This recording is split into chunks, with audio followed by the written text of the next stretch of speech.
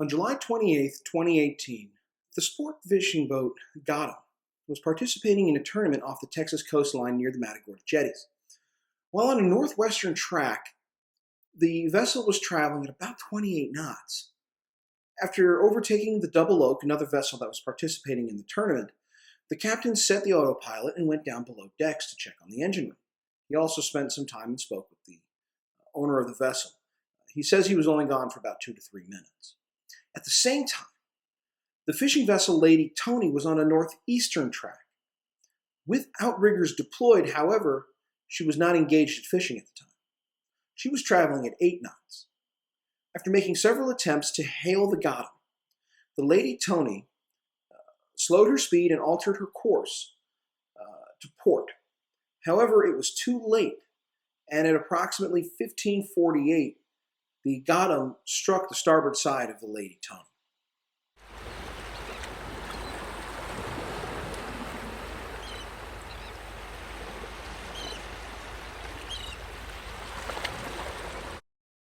Welcome to episode 13.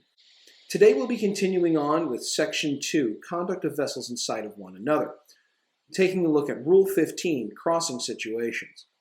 Now, the international and inland rules, international only has one part, inland has an A and a B. Now, the part A for inland and the international rule are the same. So we'll lump that together and then we'll dive into part B for the inland rules. So, Rule 15, crossing situations, both international and inland. When two power-driven vessels are crossing, so as to involve risk of collision, the vessel which has the other on her own starboard side shall keep out of the way, and shall, if the circumstances of the case admit, avoid crossing ahead of the other vessel. Inland, Part B. Notwithstanding paragraph A, on the Great Lakes, Western rivers, or water specified by the Secretary, a power-driven vessel crossing a river shall keep out of the way of a power-driven vessel ascending or descending the river. This is very similar to the narrow channel rules that say that you shall not impede the safe passage of a vessel that can only operate within the narrow channel. In this case, a vessel trying to cross the river will yield to ascending and descending traffic. So when it comes to the whistle signals from Rule 34, the same ones from 34A that we discussed last week apply here to the crossing situations. Now, in the incident between the Gotham and the Lady Toni, there were several key failures in operational awareness and within the Nav Rules that ultimately resulted in the loss of the Gotham and a combined toll of about 1.45 million in damage between the two vessels. The visibility was perfect. It was 10 to 12 miles. The seas were 1 to 2 feet, which is incredibly calm for that area. So conditions were great.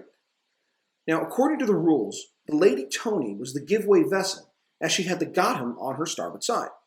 So by nature of the rules, even though she was operating autopilot and was an unmanned wheelhouse, the Gotham was initially in the clear.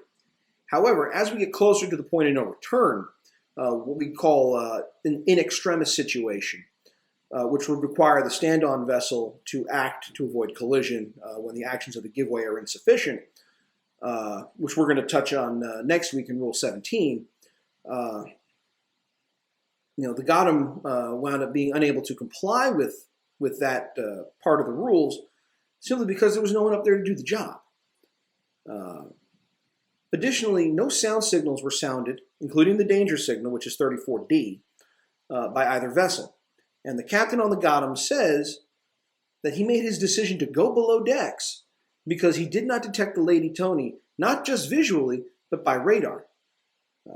And again, he claimed he was only downstairs for 2 to 3 minutes and they were traveling at 28 knots. So he either didn't have his radar set at the correct setting or just didn't know how to interpret what he was reading. So what other rules did the Gotham violate? What actions by a prudent mariner did they fail to take? Additionally, where did the Lady Toni fail? These are called collisions for a reason. It involves two or more. So in this case, there are two parties here. The Lady Toni and the Gotham. One will have more culpability. However, they're both essentially responsible for the incident.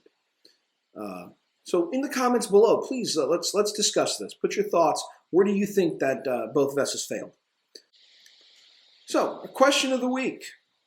Last week's question and answer, both international and inland. What does the day shape of a triangle with her apex pointed downwards mean?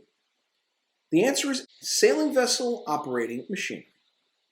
When this day shape is shown, the sailing vessel becomes a power-driven vessel, regardless of whether or not the sails are deployed. If the apex is down, it means she's also operating her machinery on top of all this. She's a power-driven vessel at that point.